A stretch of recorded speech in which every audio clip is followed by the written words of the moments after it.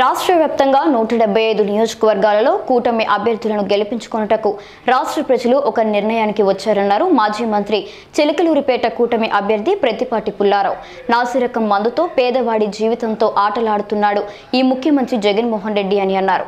రాష్ట్ర ప్రజల గురించి గాని రాష్ట్ర భవిష్యత్తు గురించి గాని ఆలోచన చేసే యోచనలో జగన్మోహన్ రెడ్డి లేడు అని అన్నారు. మద్య నిషేధం చేస్తేనే ప్రజలను ఓట్లు అడుగుతున్నానన్న ముఖ్యమంత్రి మాట తప్పాడు అని అన్నారు. అన్ని వర్గాల ప్రజలను వైఎస్ఆర్ కాంగ్రెస్ పార్టీ మోసం చేసిందని అన్నారు. రాష్ట్ర భవిష్యత్తు బాగుండాలంటే తెలుగుదేశం, జనసేన, బీజేపీ కూటమి ప్రభుత్వం అధికారంలోకి రావాలని అంటున్న మాజీ మంత్రి ప్రతిపాటి పుల్లారావుతో మా special correspondent Kondalarao face to face. రాష్ట్రంలో ఎన్నికలు సమీపిస్తున్న నేపథ్యంలో అభ్యర్థులందరూ కూడా ఎలక్షన్ క్యాంపెయిన్ నిర్వహిస్తున్న సందర్భం ఉంది. ఇప్పుడు మనం చిలకలూరుపేటలో ఉన్నాం. మనతో పాటు మాజీ మంత్రి కూటమి అభ్యర్థి ప్రతిపాటి పుల్లారావు ఉన్నారు. సార్, ఎలా ఉంది మీ ప్రచారం? వార్డులో ఎలా సాగుతుంది? ప్రజలు మీకు ఆదరణ ఎలా ఉంది?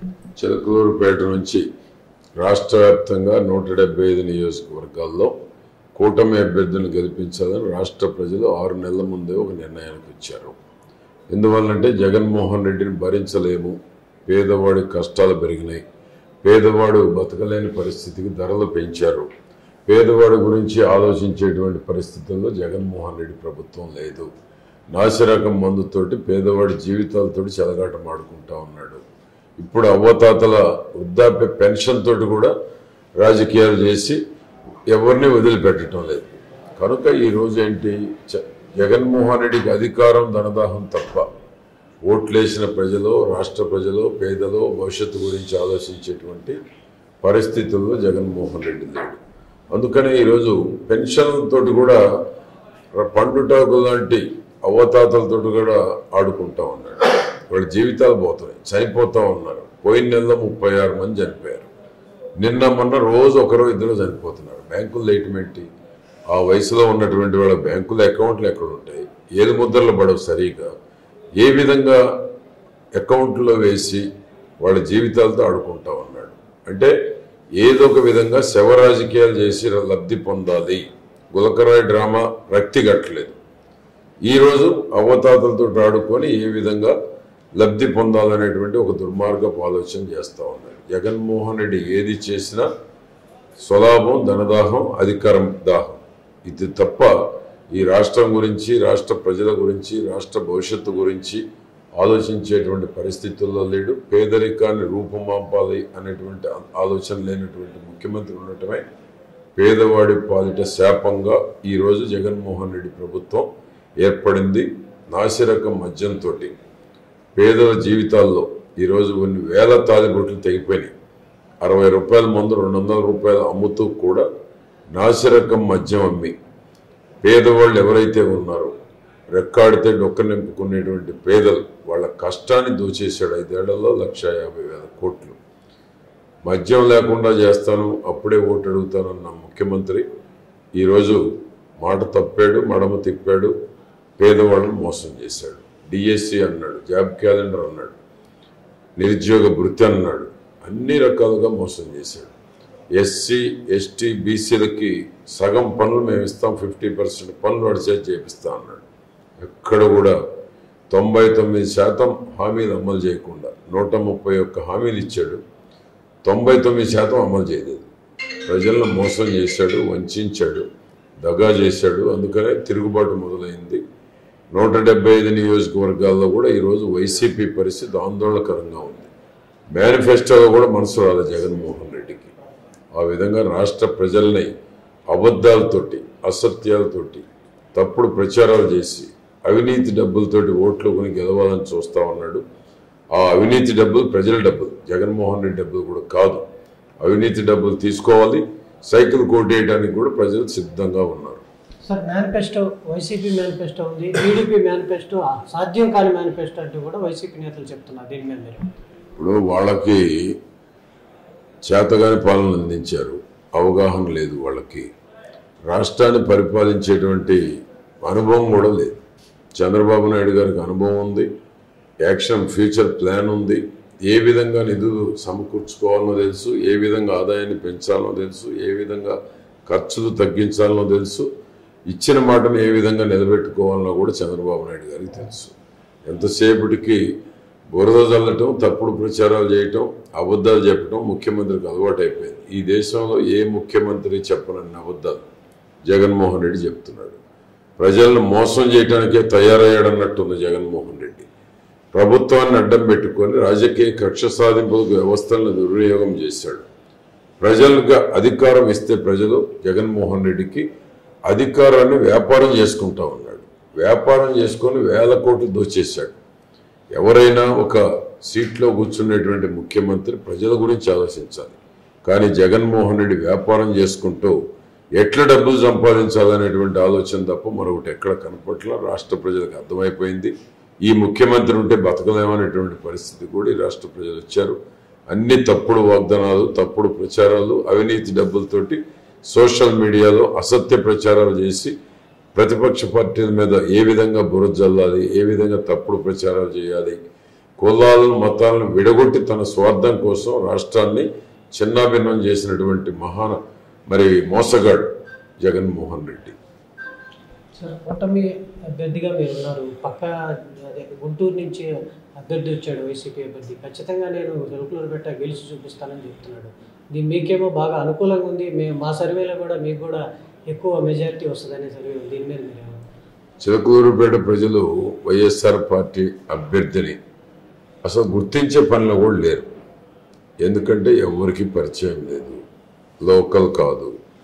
అన్నిటికీ మించి ఆ గతంలో అవినీతి మంత్రి ఒకసారి వేసి తప్పు చేశాం, పొరపాటు చేయకూడదు, 5 ఏళ్ళు అనుభవించాం, నష్టపోయాం, మా గురించి పట్టించుకున్నాడు లేడు, ఓట్లేసిన ఫ్యాన్ కోటేసిన వాళ్ళను కూడా అనాథలుగా చేసిపోయింది, కలవాలంటే కలిసే పరిస్థితి లేదు. ఆ విధంగా చిలకలూరుపేట ప్రజల్లో ఒక స్పష్టమైనటువంటి అవగాహనకు వచ్చారు.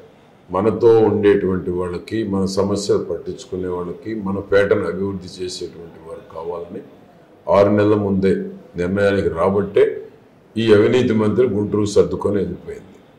తట్టబుట్ట సర్దుకొని గుంటూరు పారిపోయారు. ఆ తర్వాత మరలా రాజేష్ నాయుడిని పెట్టి రాజేష్ నాయుడిని మోసం చేశారు. ఈరోజు మరొకరు ఆ అవినీతి మంత్రి పంపించిన వాళ్ళే వచ్చారు.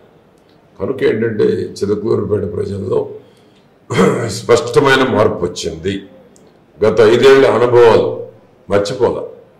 ఎందుకంటే చిలకలూరుపేటలో ఎప్పుడు లేదు ఆ విధమైన దోపిడీ, దందాలు, బెదిరించటాలు, తప్పుడు కేసులు పెడతాలు, ఏ విధంగా పార్టీ మరాలను ఒత్తిడి చేయటాలు, వాళ్లే తప్పుడు కేసు పెట్టడం, వాళ్లే పంచాయతీ చేయటం, వాళ్లే వదిలిపెట్టడం, ఇది ఒక ఆనవాయితీ అయిపోయింది. చిలకలూరుపేట ప్రజలైతే స్పష్టంగా కోరుకుంటున్నారు, మాతో ఉండేవాళ్ళు, మా కష్టాలు తీర్చేవాళ్ళు, అభివృద్ధి చేసేవాళ్ళు, మాకు అందుబాటులో ఉండేటువంటి వాళ్ళు, ఎక్కడో వాళ్ళు వచ్చి ఇక్కడ పోటీ చేస్తే రేపు మాతోటి ఉండరు కదా అనేటువంటి స్పష్టమైన అవగాహన ఈరోజు చిలకలూరుపేట ప్రజల్లో వచ్చింది. అందుకనే ఆ అభ్యర్థిని ఇప్పుడు చిలకలూరుపేటలో పట్టించుకునే పరిస్థితి లేదు. కాబట్టి ఈరోజు చిలకలూరుపేట ఏకపక్ష ఎన్నికలు 1 సైడ్గా జరగబోతూ ఉన్నాయి. కనుక 5 ఏళ్ల అనుభవాలను ప్రతి ఒక్కరు గుర్తు చేసుకుంటూ ఉన్నారు. ఎందుకంటే నేను తెచ్చిన ప్రాజెక్టులు పూర్తి చేయకుండా ఎక్కడికక్కడ అన్నీ ఆగిపోయినాయి. ఆ ఆగిపోయిన ప్రాజెక్టులు పూర్తి చేయాలంటే తెలుగుదేశం జనసేన ప్రభుత్వం ఏర్పడాలి, చంద్రబాబు నాయుడు నాయకత్వం కావాలి, పవన్ కళ్యాణ్ ఉండాలి. కాబట్టి వీళ్ళిద్దరు ఉంటేనే రాష్ట్రం కేంద్ర సహకారం తీసుకొని పునర్నిర్మాణం చేయగలుగుతారు అనేటువంటి ఒక స్పష్టమైన ఆలోచన చిలకలూరుపేట ప్రజల్లో ఉంది. ఇదే తరహా రాష్ట్రం మొత్తం మీద కూడా ఉంది. జగన్మోహన్ రెడ్డిని ఎవరు కూడా తిరిగి అధికారంలో వచ్చేటువంటి దానికి ఎక్కడ కూడా ఏ ఒక్కరిని ప్రశ్నించిన జగన్ మాకొద్దు, జగన్ వదిలించుకుంటే మేము బాగుపడతామనే పరిస్థితి ఈరోజు చిలకలూరుపేట ఒక్కటే కాదు రాష్ట్రం మొత్తం కూడా ఉంది. జూన్ 4న తాడేపల్లి ప్యాలెస్ ఖాళీ చేయటం ఖాయం, చంద్రబాబు గారు ముఖ్యమంత్రి అవటము ఖాయం. సార్, పార్లమెంటు పరిధిలో 7 నియోజకవర్గాలు పార్లమెంటుతో పాటు ఎన్ని మీరు కైవసం చేసుకోబోతున్నారు? అంటే 160 సీట్లు వస్తాయని నేను అనుకుంటా ఉన్నాను. ఎందుకంటే జగన్ వ్యతిరేకత నడుస్తూ ఉంది, కూటమి అభ్యర్థులు గెలవాలని ఉంది, వ్యవస్థల్ని గాడిలో పెట్టాలని ఉంది, అభివృద్ధి సంక్షేమాన్ని కోరుకుంటున్నారు, అమరావతి రాజధానిని పోలవరం పూర్తి చేయాలని కోరుకుంటున్నారు. చిలకలూరుపేట ప్రజలైతే 10 ప్రధానమైనటువంటి నేను తెచ్చిన ప్రాజెక్టులు అసంపూర్తిగా ఆగిపోయినాయి. ఆ 10 ప్రాజెక్టులు పూర్తి చేస్తే మాకు అన్ని రకాల సౌకర్యవంతంగా ఉంటుంది అనేటువంటి భావనకు వచ్చారు. కాబట్టి చిలకలూరుపేటలో ఆటో నగర్ ముస్లిం మైనారిటీలకి ఒక ప్రతిష్టాత్మకం, ఒక చరిత్ర సృష్టించేటువంటి ఆటో నగర్ డెవలప్ చేయాలని, స్పైసెస్ పార్క్ రైతులకు సంబంధించి, టిడ్కో ఇళ్ళు పేదవారికి, ఇల్లు లేని పేదవాళ్ళందరికీ ఇంటి సౌకర్యం, అదేవిధంగా మన కొండవీటి కోట ఒక ప్రపంచ పర్యాటక కేంద్రం, రైతులకి ప్రతి ఎకరాకు లిఫ్ట్ ద్వారా నీటి సౌకర్యం, అమృత పథకం ఒకటి పూర్తి చేయాలి, కేంద్రీయ విద్యాలయాన్ని బిల్డింగ్ పూర్తి చేసి సొంత బిల్డింగ్లో తీసుకురావాలి, 100 బెడెడ్ హాస్పిటల్ పూర్తి సౌకర్యాలన్నీ కల్పించాలి. 5 ఏళ్లుగా అది అట్లానే ఉండిపోయింది. ముస్లిం మైనారిటీలకి హాస్టల్, పేద ముస్లిం మైనారిటీ పిల్లలు చదువుకోవటానికి 1000 మంది చదువుకునేటువంటి విధంగా 18 కోట్ల శాంక్షన్ చేయించాను. దాన్ని తీసుకురావాలి, మళ్ళీ రీస్టార్ట్ చేయాలి, బైపాస్ పూర్తి చేయాలి. 2 ఏళ్ళు వాళ్ళ డబ్బుల కోసం వాళ్ళు అడిగినంత ఇవ్వాలనేటువంటి దాంట్లో 2 ఏళ్ళు బైపాస్ నిలిచిపోయింది. బైపాస్ని వేగవంతంగా పూర్తి చేసి ఇన్సైడ్ 4 లైన్లు ఉన్న బైపాస్లో ఎవరు యాక్సిడెంట్లకు గురి కాకుండా దాన్ని సత్వరంగా పూర్తి చేయాల్సిన అవసరం ఉంది. ఈ 10 ప్రాజెక్టులు పూర్తయితే చిలకలూరుపేటలో అమృత పథకం వీలైనంత త్వరగా పూర్తి చేస్తే మంచినీటి సమస్య పరిష్కారం అయ్యే అవకాశం ఉంది. ఇవి ప్రధానమైనటువంటి సమస్యలు. యువతకు ఒక భవిష్యత్తు కల్పించాలి, ఉద్యోగ ఉపాధి, ఇవి ప్రధానమైనటువంటి ఎజెండా చిలకలూరుపేటకి. అన్నీ కూడా శాంక్షన్ అయి ఉన్నాయి, డబ్బులు ఉన్నాయి. వీళ్ళు డబ్బులు లంచాల కోసం ప్రాజెక్టులన్నీ నిలిపివేశారు.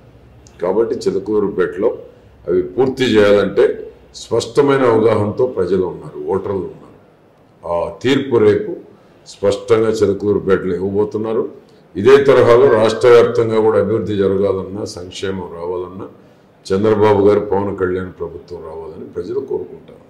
రాష్ట్ర వ్యాప్తంగా అభివృద్ధి జరగాలంటే కూటమి అభ్యర్థులందరూ కూడా గెలవాలి, చంద్రబాబు అధికారంలోకి రావాలంటూ కూడా పత్తిపాటి పుల్లారావు చెప్తున్న పరిస్థితి. ఒకవైపు మద్యపాన నిషేధం అని ముఖ్యమంత్రి గతంలో చెప్పారు. మద్యపాన నిషేధం నెరవేర్చలేని ముఖ్యమంత్రిని ఎవరు నమ్మే పరిస్థితి లేరంటూ కూడా పత్తిపాటి పుల్లారావు చెప్తున్న పరిస్థితి అయితే ఉంది.